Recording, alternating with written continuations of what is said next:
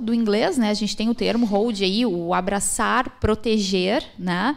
E nada mais é, pessoal, que empresas que se formam com interesse em participação em outras e com a finalidade lá de ter, somar interesses, né, financeiros, estratégicos, para, no fim das contas, a gente ter performance, né? Então, mais uma vez, as holdings, elas nada mais são do que empresas que têm participações umas em outras, e a partir daí é que a gente tem, Maurício, e aí vou te pedir para comentar um pouquinho mais, essa classificação. Aparece aí uma estrutura de holding patrimonial, a operacional, né? Tem uma série de outras aberturas com relação ao conteúdo, ao que está dentro delas, né? De fato. E, de fato, o tema ele é um tema muito objetivo, mas que traz algumas complexidades no entorno dele. Quando a gente fala de proteção patrimonial, indiferente do tamanho da empresa, a gente fala de algumas medidas que podem ser adotadas para essa finalidade.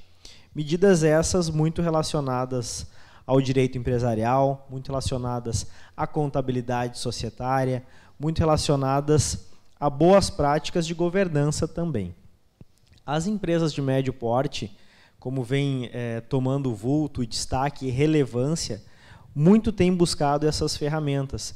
Ferramentas que vão garantir a proteção dos ativos, ferramentas que vão garantir a correta gestão de patrimônios, de participações e muitas vezes garantir a perpetuidade da empresa, da organização empresária no grupo a qual se insere, no meio na qual ela tem abrangência. E aí, quando a gente fala da empresa de médio porte, geralmente a gente fala de estruturas um pouco mais simplificadas do que as empresas de porte maior, do que empresas de sociedades anônimas de capital aberto, por exemplo, ou até mesmo as fechadas de maior relevância. Mas sempre falamos de estruturas muito importantes e que merecem atenção. Ferramentas que a gente tem utilizado com muita assertividade e com muita relevância no meio empresarial têm sido as holdings que separam patrimônios a um lado da estrutura empresarial e participações ao outro lado. Ou seja, eu crio uma barreira, eu crio um muro entre tudo aquilo que é operacional e gera riscos por conseguinte, né? As empresas de base, ou a empresa de base, que vai negociar com credores, com fornecedores, que vai ter os funcionários vinculados a ela e todas as ferramentas trabalhistas que incidem riscos dentro da atividade. Ou seja, é aquela que vai trabalhar no dia a dia. Então, essa fica sob o guarda-chuva de uma holding de participações, por exemplo, né? E essa holding de participações fará às vezes do sócio administrador, dos sócios pessoas físicas, representará uma família perante aquele ramo de negócios. Já as holdings de proteção de patrimônio propriamente dita, são as holdings que vão agremiar, que vão reunir os patrimônios já alcançados pela família empresária, já alcançado pelo empresário dentro da sua empresa, muitas vezes, e vão organizar esses patrimônios. É muito comum que o empresário, ao longo da sua atividade, vá acumulando patrimônios, tanto em pessoa física, quanto dentro da sua própria empresa. Porque existiu sempre uma cultura de que a empresa precisava ter sua sede, ter seu próprio maquinário, ter a sua própria frota. E essa cultura ela é um tanto quanto superada hoje. Porque na medida que se olha as maiores estruturas ou as melhores estruturas societárias, são estruturas que apresentam, a um lado, os patrimônios todos e a outra, a operação. De maneira que a holding patrimonial na empresa de médio porte também vai visar organizar, retirar os patrimônios, marca os principais maquinários, aquilo que é imprescindível para a atividade, e resguardar ele em uma caixinha. Caixinha essa que vai ser a estrutura patrimonial inteligente.